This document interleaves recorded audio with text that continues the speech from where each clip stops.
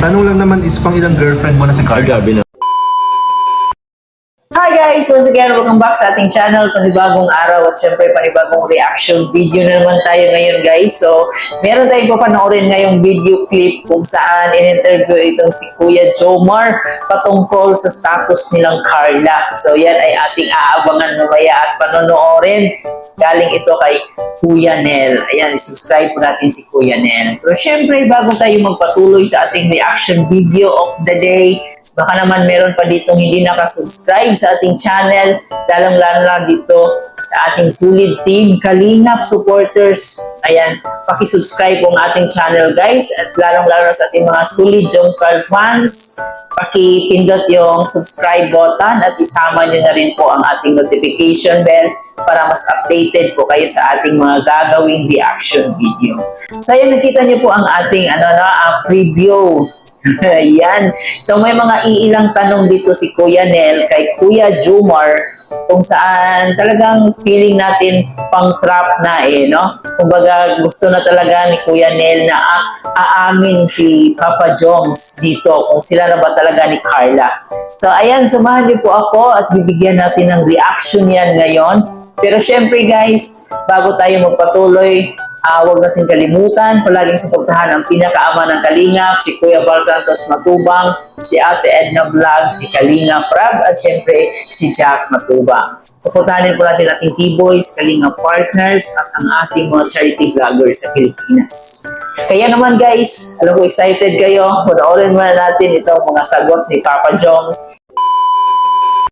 Ito na nga guys, sisimulan na po natin ang Q&A with Papa Joms. Ito na po ang pinakahihintay ninyo guys. Oo, medyo kinakabahan ako sa mga Q&A na yun. Grabe.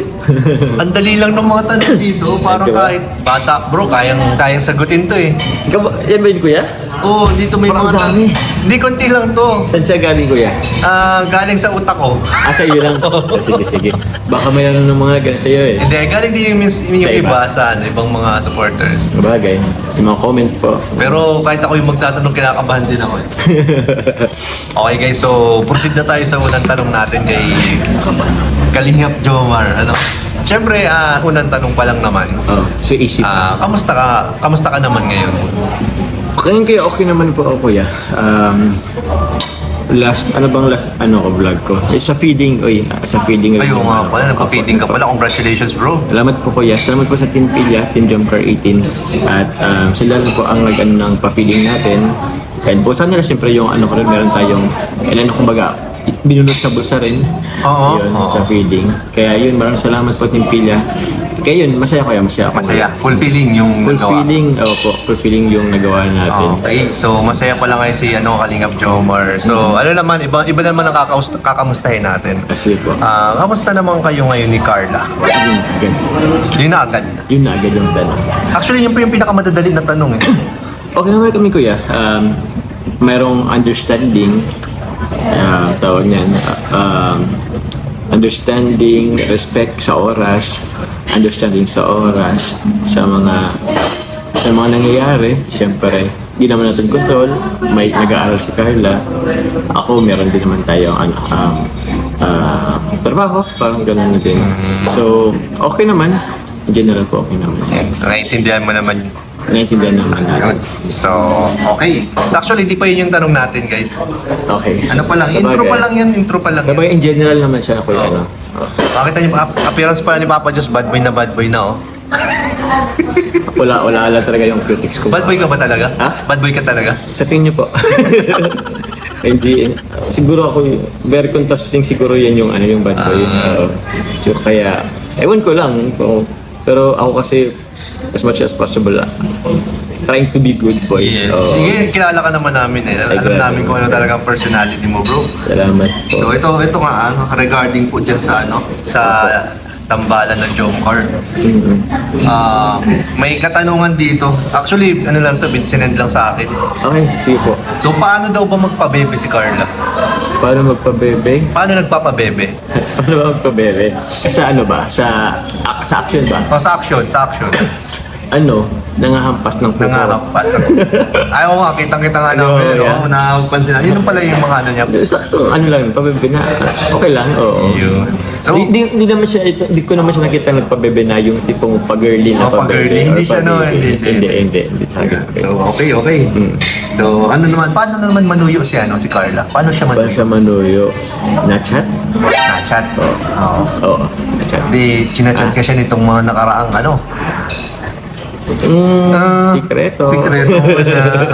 Sikreto muna. Sige, bigyan natin sila ng privacy. Okay. So, ayan guys, narinig yun. Kung paano manuyo, nagchat-chat daw.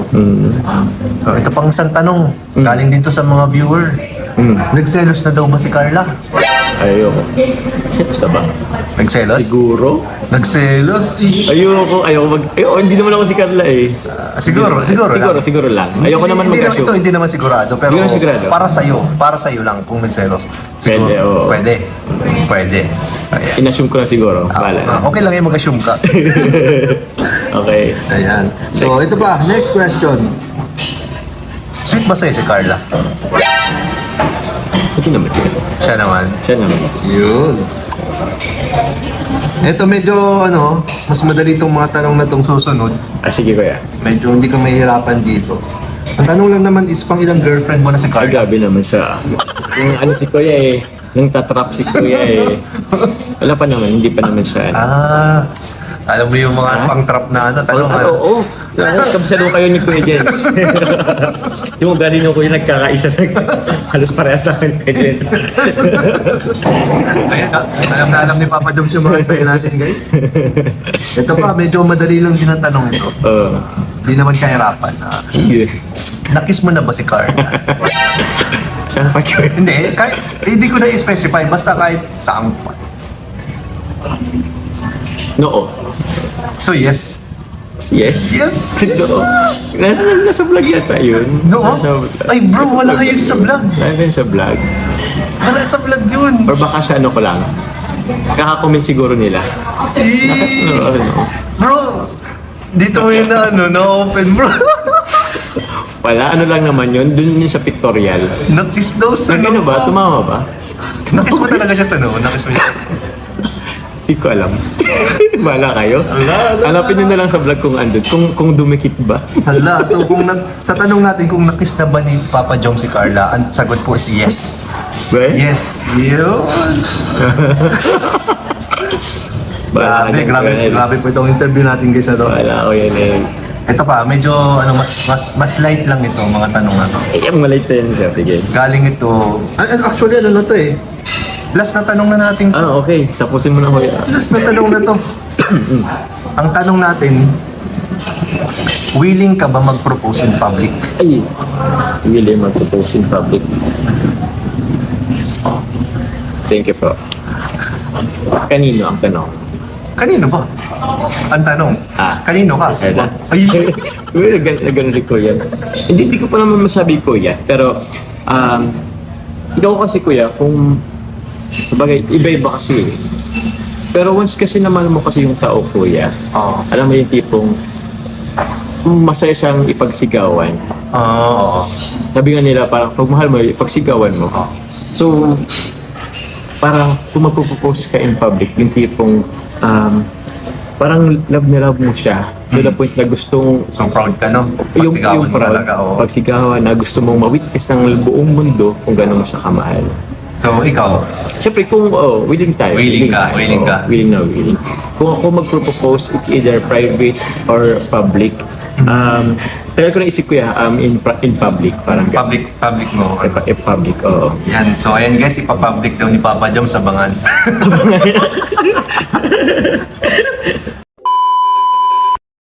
Ayun nga po guys, talagang sinabi ni Kuya Nel na si Papa Joms ang bad boy ng Kalingap. So sa tingin niyo ba guys, karapat-dapat bang tawagin si Papa Joms na bad boy? No? Para kasing maamo yung mukha ni Papa Joms eh. Parang hindi natin masasabing bad boy siya. Yung nagalit nga siya sa part 51, parang malumanay pa rin yung boses niya. Parang hindi naman talaga siya totally bad boy. Napaka-fresh, no? Napaka-fresh ng mukha ni Papa Jones. Talaga namang masasabi nating okay na siguro sila ni Carla. And ayun, nagkaano na sila, nagkabati na siguro kasi puro na tawa ang makikita natin sa mukha ni Papa Jones. At yun din po guys, no, natanong din dito kung paano nga ba magpabebe si Carla. Ayan, pabebe pala si Carla. Gano'n naman talaga yung mga ibang girls natin, no, sobrang napaka-pabebe. Nabanggit nga dito ni Papa Jones na paghampas yung kumbaga pabebe ni Carla. And sa pagsiselos naman, hindi sigurado si Papa Jones kung nagsiselos na ba si Carla. Pero feeling ko talaga nagsiselos na tong si Carla no? Lalong-lalo na kung may mga aaligid na mga magagandang babae. So makikita din natin sa mata ni Carla na talagang nahuhulog na nga ito kay Papa Jones. So talagang napakalaking imposible kung walang walang selos na nagaganap sa ating dalawang love team. And ayun, natanong pa nga guys, no, kung pang ilang girlfriend na ba itong si Carla. And nanonotice nga ni Papa Jones na parang it's a trap. Parang natatrap na ata ako dito Ganon yung ni Papa Jones. So, hindi niya nasagot, no? And ayun, marami pa namang nag-aabang kung sasagutin o pang ilang girlfriend na ba talaga si Carla. Gusto lang nating malaman kung pang ilang girlfriend na ba. And ayun, parang natauhan ata si Papa Jones, hindi niya na sinagot yung tanong na yon. For the privacy na rin, so willing ba ito mag-propose si Papa Jones sa public? At yun, nasabi niya na willing naman siya. Kasi yung tunay na pagmamahal, handang-handa yan na ipagsigawan sa buong mundo, no? And yun ang gusto ni Papa Jones. Yun yung mga napakagandang tanong ni Kuya Nel sa ating Papa Jones. So, ayan guys, sana nag-enjoy kayo. Ito lang muna yung reaction video natin. So, talagang nakakatuwa kasi ang dami nang nag-i-interview kay Papa Jones at nanonotice natin na parang iisa lang yung source ng kanilang mga tanong. So si Papa Jones parang paulit-ulit na rin yung mga sagot. And ayun, may mga ilang katanungan na medyo naiiba. Ang mahalaga nagkabati na nga itong si Papa Jones at talagang happy na yung part 52. Ayan guys, sa mga hindi pa nakapanood ng part 52, panoorin po natin ang kanilang serye, ang Jungkal part 52. Kasi sobrang nakakakilig po yung mga tagpo na yon. So ayan, hanggang dito na lang guys. Ito nga po pala si Kiwi TV. Marami pong salamat sa panonood.